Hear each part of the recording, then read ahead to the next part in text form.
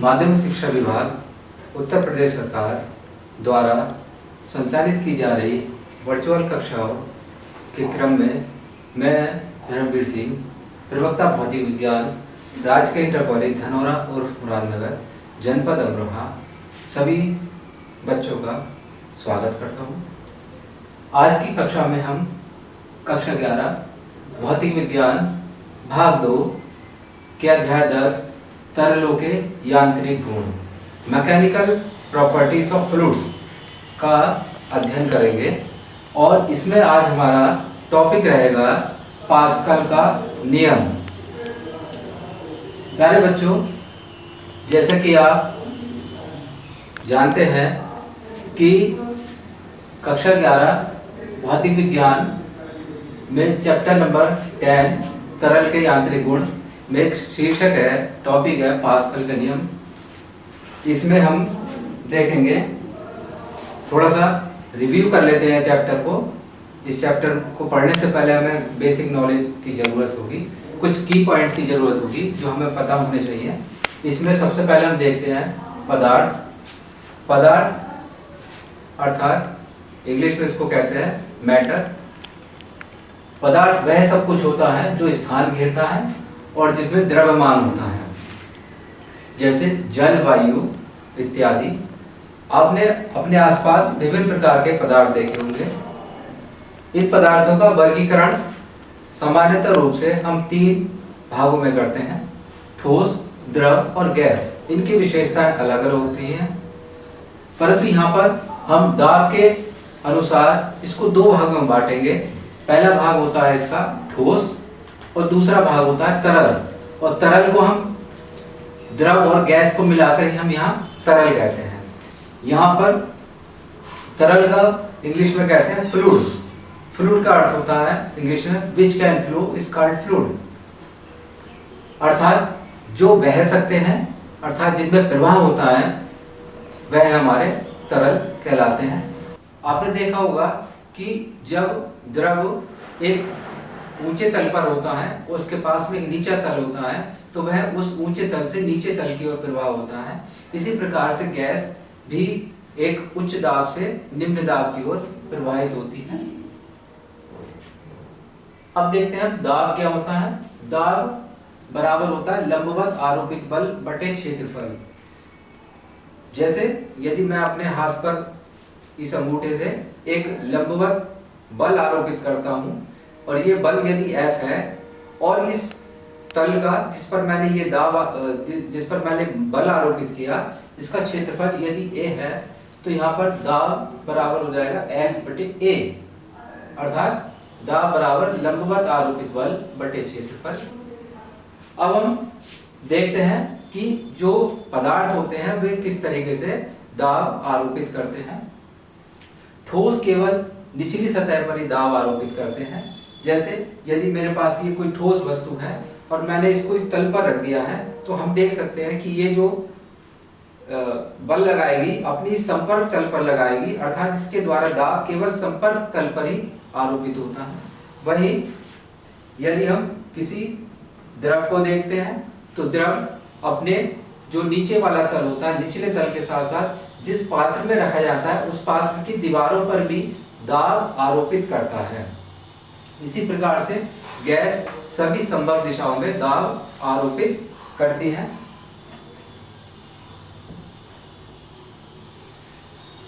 अब हम देखते हैं आज की कक्षा की रूपरेखा। तो ये हमारे मुख्य इसमें पॉइंट रहेंगे। सबसे पहले हम देखेंगे तरल दाब के संचरण संबंधी पास्कल का नियम। उसके बाद हम देखेंगे पास्कल के नियम का परीक्षण किस प्रकार किया जाता है। उसके बाद हम देखेंगे पास्कल के नियम के अनुप्रयोग, अर्थात हमारे दैनिक जीवन में जो पास्कल के नियम पर आधारित विभिन्न युक्तियां हैं, विभिन्न उपकरण हैं, वे किस प्रकार से कार्य करते हैं, अर्थात पास्कल का नियम उसमें किस प्रकार से लागू होता है। नेक्स्ट हम देखेंगे एक न्यूमेरिकल क्वेश्चन, क्योंकि परीक्षाओं में न्यूमेरिकल क्वेश्चन का भी इम्पोर्टेंट होते हैं और इक्वल इनमें वेटेज रहता है। और लास्ट में हम अभ्यास प्रश्न देखेंगे जो कि मैं आपको होमवर्क में प्रैक्टिस के तौर पर दूंगा। सबसे पहला हम देखते हैं पास्कल का नियम। यह नियम एक वैज्ञानिक थे पास्कल, उनके द्वारा दिया गया। यह नियम बताता है कि तरल दाब के संचरण के लिए यह नियम लागू होता है। तरल दाब के संचरण के लिए नियम लागू होता है। इस नियम के अनुसार किसी पात्र में रखे तरल के किसी भाग में जब बाह्य दाब आरोपित होता है तो यह बिना ह्रास के सभी दिशाओं में समान रूप से संचरित हो जाता है। फिर से एक बार रिपीट करते हैं कि किसी पात्र में, किसी बर्तन में यदि कोई द्रव रखा है या कोई गैस रखी है और उस पर किसी भाग में जब बाहर से कोई दाब आरोपित होता है तो वह दाब समान रूप से अन्य सभी भागों में संचरित हो जाता है। इसमें किसी प्रकार का ह्रास नहीं होता है। जैसे यदि मैं ये सिरिंज लेता हूं और इस पर देखिए मैं इस पर दाब आरोपित कर रहा हूं इस दिशा में, तो ये दाब इस दिशा में संचरित हो जाता है। आपने देखा होगा कि देखिए इस तरीके से मैंने अंगूठे से इस पर दाब आरोपित किया और पास्कल का नियम ये कहता है कि ये दाब जो इधर आरोपित होता है वह इस दिशा में यहाँ पर संचरित हो जाता है। तो दैनिक जीवन में बहुत सारे उपकरण हमारे ऐसे हैं जो कि पास्कल के नियम पर आधारित हैं। इसमें हाइड्रोलिक लिफ्ट है जिसको हम द्रव चालित लिफ्ट कहते हैं। उसके बाद हाइड्रोलिक ब्रेक है, जो आधुनिक वाहन होते हैं उनमें या मशीनें होती हैं उनमें इसका उपयोग किया जाता है। और जेसीबी है जो कि आपने अपने आस पड़ोस में देखी होगी। अभी मैंने आपको सिरिंज दिखाई, पिचकारी, ये सब पास्कल के नियम पर ही आधारित हैं। यह नियम द्रव और गैसों दोनों के लिए समान रूप से लागू होता है, क्योंकि मैं अभी बता चुका हूं कि द्रव और गैसों को ही संयुक्त रूप से हम तरल कहते हैं। तो इस प्रकार से हमने देखा पास्कल का नियम क्या है। आइए अब हम पास्कल के नियम का परीक्षण करते हैं या इसका सत्यापन करते हैं सैद्धांतिक रूप से। इसके लिए हम एक कल्पना करते हैं कि एक बर्तन के अंदर कोई तरल है। यहाँ पर हमने इसको द्रव लिया है और इस तरल के अंदर हमने एक समकोणीय प्रिज्म अवयव, इस तरल के अंदर हमने एक अति सूक्ष्म समकोणीय प्रिज्म अवयव ABCDEF लिया है। जैसे कि आप देख सकते हैं ये हमारे पास ये एक समकोणीय प्रिज्म के रूप में एक अति सूक्ष्म अवयव है। सुविधा के लिए हमने इसको थोड़ा बड़ा रूप दिखाया है जिससे कि आप इसको स्पष्ट रूप से समझ सकें। अब इसके पृष्ठ है BCEF, ACFD, ADEB। इन पर जो कार्यरत दाब है वह क्रमशः PA, PB, PC। इसके संगत जो बल आरोपित हो रहा है वह FA, FB, FC है। और इन पृष्ठों के, ये जो पृष्ठ अभी मैंने बताए थे, इन पृष्ठों का क्षेत्रफल क्रमशः AA, AB और AC है। जैसे कि आप इसको चित्र में अच्छी तरीके से देख सकते हैं। इसके लिए मैंने एक छोटा सा ये लकड़ी का टुकड़ा लिया है और मैं इससे इसको तुलना करते हुए थोड़ा सा स्पष्ट और दिखाना चाहूंगा जिससे आपको ये क्लियर हो जाए, क्योंकि ये आपका बोर्ड पर 2 डायमेंशन है और वास्तव में ये जो प्रिज्म होगा, अवयव होगा, ये 3 डायमेंशन होगा। इसके लिए आप देख सकते हैं कि ये A, B, C and this is D, E, F। इसको मैंने इस तरीके से दिखाया। अब आप इसको तुलना कर सकते हैं। This A, B, C and this is back side D, E, F। इस पर लगने वाला बल आप देख सकते हैं, ये FB है, इधर ये FA है और इधर ये FC है। अब हम ये जो बल इस पर आरोपित हो रहे हैं, इन बलों का वियोजन करते हैं। आपने बलों का वियोजन प्रक्षेप्य गति का जो पार्ट है द्विविमीय गति, उसमें इसको पढ़ा होगा। जब बलों का वियोजन करते हैं तो बलों का वियोजन करते समय हम इस तरह से करते हैं, इसको समकोणीय अक्षों के अनुदिश करते हैं। यहाँ पर हम देख सकते हैं यदि हमारे पास बल FB है और यह इस ऊर्ध्वाधर रेखा से थीटा कोण बनाता है, तो इसके दो घटक होते हैं समकोणीय घटक। पहला घटक होता है जो कोण के साथ संगत होता है, वह घटक हमारा FB cos थीटा होता है, जबकि इसके लंबवत घटक FB sin थीटा होता है।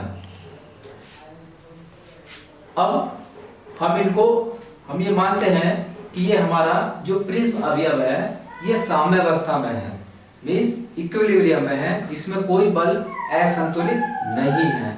इस अवस्था में हम इसको तुलना करते हैं, हम देखते हैं कि बलों का जब संतुलन होता है तो विपरीत बल परिमाण में बराबर और विपरीत होते हैं।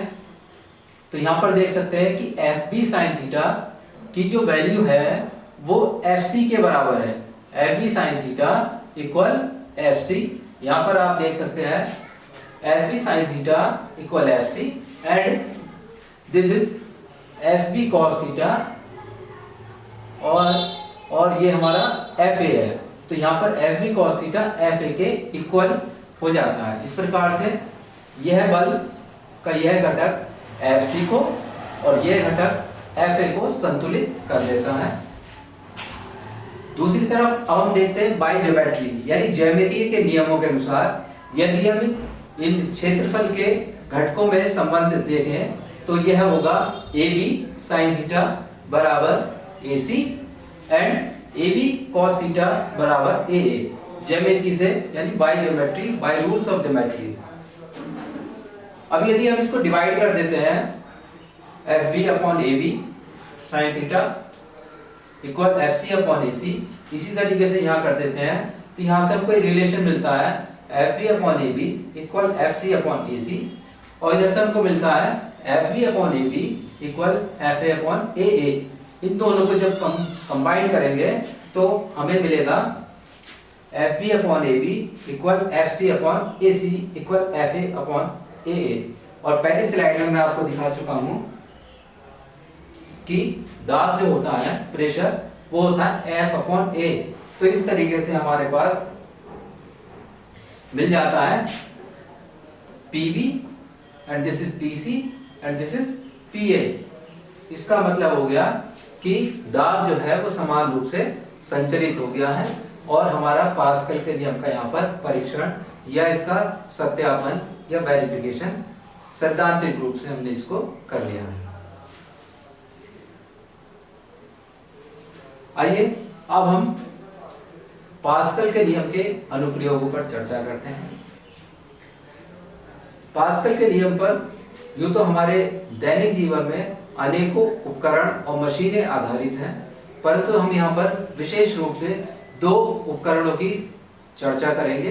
पहला उपकरण होगा हमारा द्रव चालित लिफ्ट, जिसको हम हाइड्रोलिक लिफ्ट कहते हैं, और दूसरा हमारा होगा द्रव चालित ब्रेक अर्थात हाइड्रोलिक ब्रेक। एक एक करके इनकी हम रचना देखते हैं, कार्यविधि देखते हैं। तो पहला हमारा अनुप्रयोग है द्रव चालित लिफ्ट। ये पास्कल के नियम पर आधारित है और एक ऐसी युक्ति है जिसके द्वारा भारी बोझ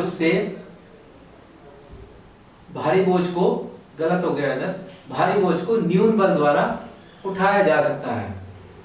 करेक्शन कर लेंगे, जिसके द्वारा भारी बोझ को न्यून बल यानी बहुत कम बल लगाकर हम उठा सकते हैं। चित्र में आप देख सकते हैं इसकी रचना के बारे में। चित्र में स्पष्ट रूप से दिखाई दे रहा है कि यहाँ पर दो नलियां हैं, ये दो नलियां हो गई एक, और ये दो नली बड़ी हो गई है। इसके ऊपर पिस्टन लगे हैं। पिस्टन जैसे मैंने अभी आपको दिखाया था सिरिंज में, ये पिस्टन होता है जिसको हम इस तरीके से दबाव के द्वारा मूव करा सकते हैं, गति करा सकते हैं। तो यहाँ पर ये दो पिस्टन लगे हैं, इस तरह की नली है ये छोटा पिस्टन है, इसका क्षेत्रफल देख सकते हैं इधर A1 है, और बड़ी वाली जो नली है इसका क्षेत्रफल A2 है। अब जब हम छोटे वाले पिस्टन पर एक बल F1 आरोपित करते हैं, तो यह बल अर्थात इसके द्वारा उत्पन्न जो दाब है वह इस द्रव के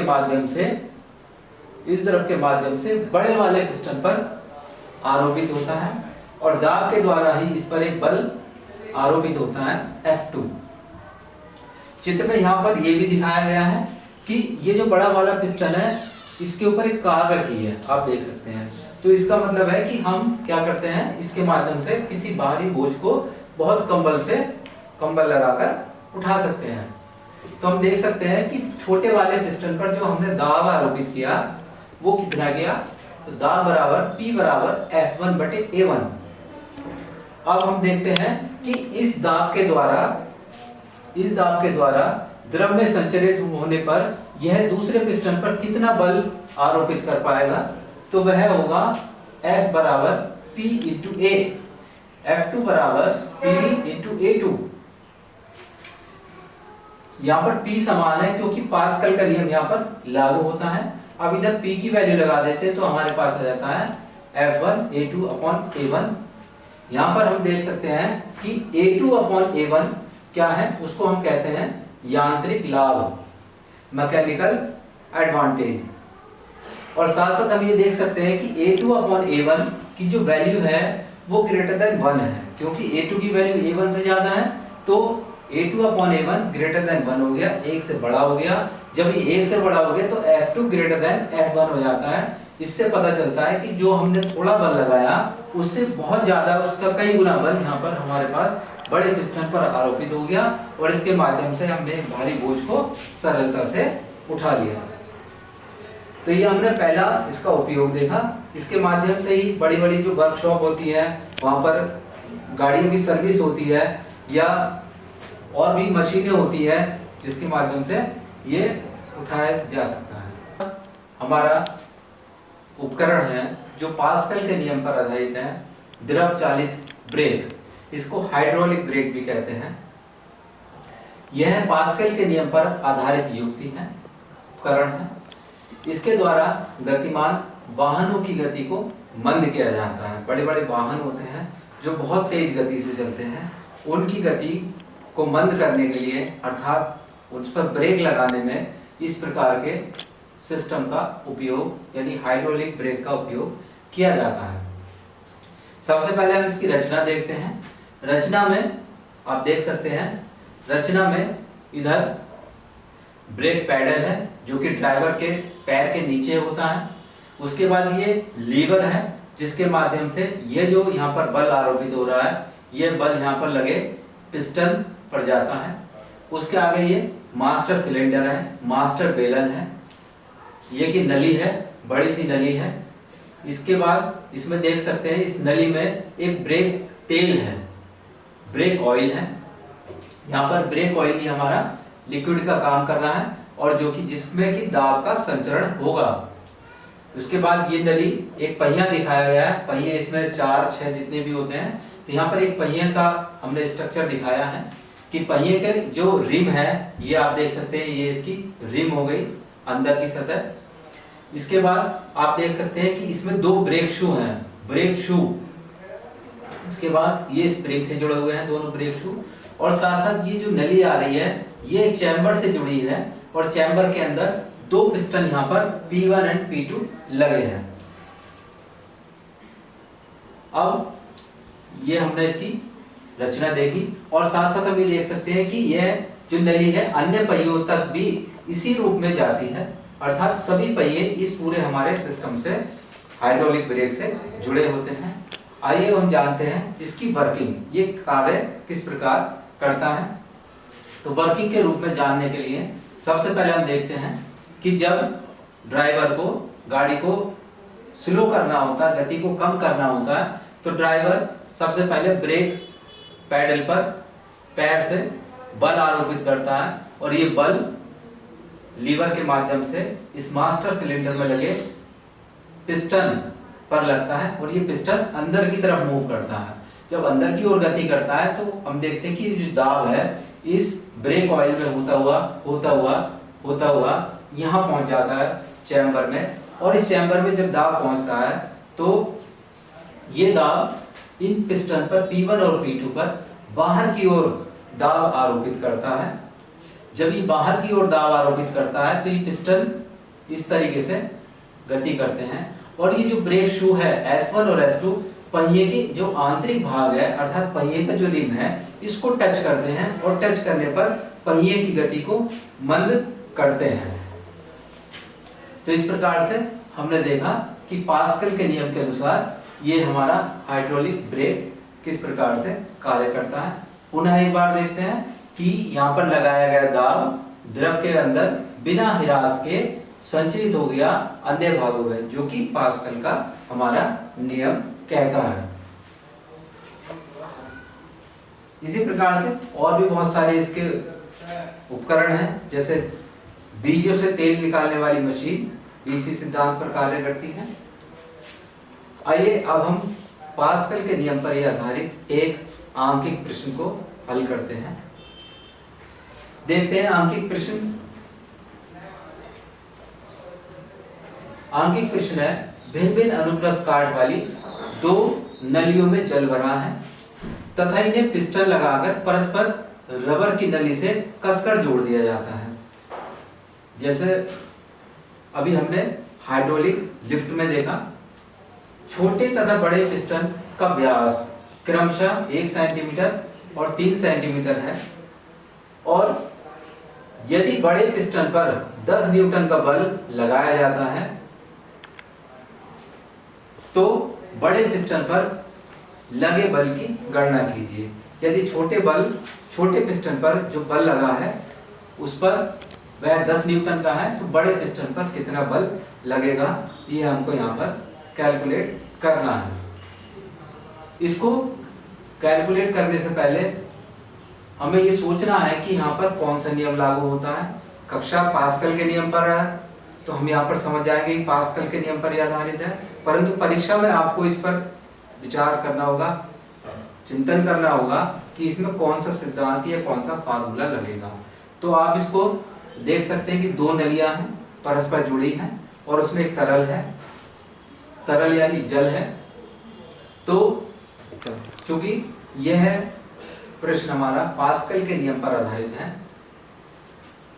जिसके अनुसार दाब बिना ह्रास के संपूर्ण द्रव में संचरित होता है। P2 बराबर P1, P2 को हम लिख सकते हैं F2/A2 इक्वल F1/A1। सिंप्लीफाई करेंगे तो F2 equal A2/A1 into F1। अब जो ये क्रॉस सेक्शन एरिया है इस नली का अनुप्रस्थ काट का क्षेत्रफल, जैसे कि हम देख सकते हैं जो नली होती है उसका क्रॉस सेक्शन एरिया, इस तरह का एरिया क्या होता है, ये एक वृत्त के रूप में होता है। वृत्त के रूप में जब होता है तो इसका क्षेत्रफल आपने पिछली कक्षा में पढ़ा होगा कि वृत्त का जो क्षेत्रफल होता है वह पाई r स्क्वायर होता है। तो यहाँ पर A2 की वैल्यू हो जाती है पाई r2 स्क्वायर और A1 की वैल्यू हो जाती है पाई r1 स्क्वायर इंटू F1। अब आपने ये भी पढ़ा होगा कि व्यास और त्रिज्या में क्या संबंध होता है। यदि ये व्यास है और केंद्र से जो उसका आधी दूरी होती है वह हमारी त्रिज्या होती है, तो सीधा सा हम जानते हैं कि व्यास समानुपाती होता है त्रिज्या के, या व्यास त्रिज्या का दुगना होता है।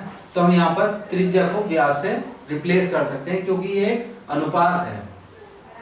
तो यहाँ पर आ जाएगा हमारे पास F2 बराबर D2 square upon D1 square into F1।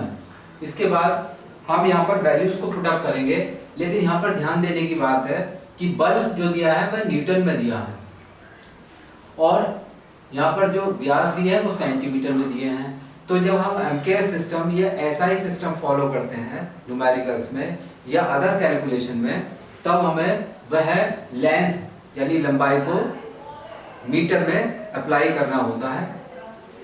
तो हमने इस 1 सेंटीमीटर को लिखा 1 गुणा 10 की घात -2 मीन्स 1 इंटू 10⁻²² मीटर। तो ये आ गया हमारे पास, देखिए 1 इंटू 10⁻² स्क्वायर। और दूसरी तरफ D2 को भी हमने यहाँ मीटर में कन्वर्ट कर लिया, स्क्वायर है। स्क्वायर के बाद में इसको सॉल्व करेंगे, सिंप्लीफाई करेंगे, finally we get F2 equal 90 newton. इस तरीके से हमने देखा कि केवल और केवल हमने छोटे वाले पिस्टन पर 10 न्यूटन का बल लगाया और हमें देखिए यहाँ पर इसका 9 गुना अर्थात 90 न्यूटन का बल यहाँ पर हमको प्राप्त हो गया। यही हमारा पास्कल के नियम भी बताता है और इसी का उपयोग हमने अभी किया था। इसी का उपयोग तो हमने यहाँ पर किया था कि F2 छोटा सा बल लगाया था और F1 हमको एक बड़ा बल प्राप्त हो गया था जिसके द्वारा हमने बहुत भारी बोझ को उठा लिया था। आइए अब हम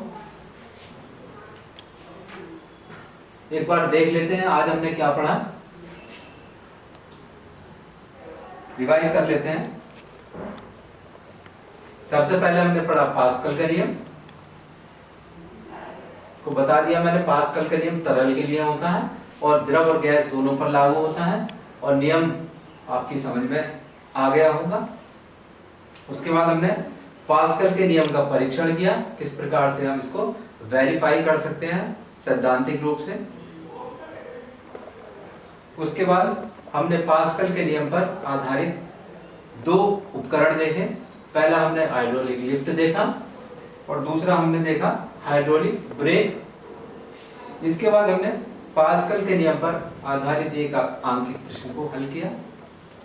इसके पश्चात अब मैं आपको अभ्यास प्रश्न के रूप में यह 3 प्रश्न देता हूं।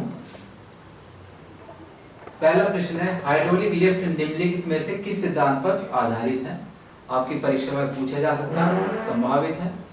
पहला आर्किमिडीज के सिद्धांत पर, पास्कल के सिद्धांत पर, न्यूटन के गुरुत्वाकर्षण सिद्धांत पर, इनमें से कोई नहीं।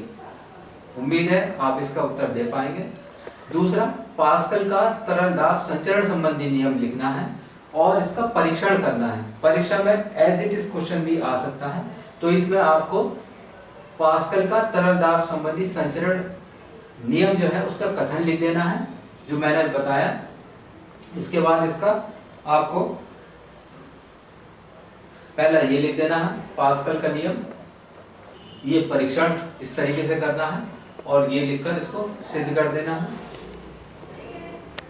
तीसरा प्रश्न हम देखते हैं कि वाहनों में प्रयुक्त होने वाले हाइड्रोलिक ब्रेक किस प्रकार कार्य करते हैं, सचित्र वर्णन कीजिए। अब देखिए इसमें 2 क्वेश्चन है, तो 2 पार्ट में क्वेश्चन है हमारे पास कि पहले हमें कार्य बताना है और साथ में हमें सचित्र वर्णन भी करना है। तो सचित्र वर्णन करते समय हम इसका चित्र बनाएंगे, ये चित्र दिया गया है और इसके साथ में इसकी कार्यविधि जो मैंने आपको मौखिक रूप से समझाई है, किस प्रकार से यहाँ पर लगाया गया बल और दाब ये यहाँ तक पहुँचता है और गाड़ी को रोक देता है। उम्मीद करता हूँ कक्षा में आपको समझ में आया होगा और आप इसका घर में अच्छे से अभ्यास करेंगे। 3 अभ्यास प्रश्न मैंने दिए हैं, इनको आप अपनी नोटबुक में लिखेंगे और उसको याद करेंगे। धन्यवाद।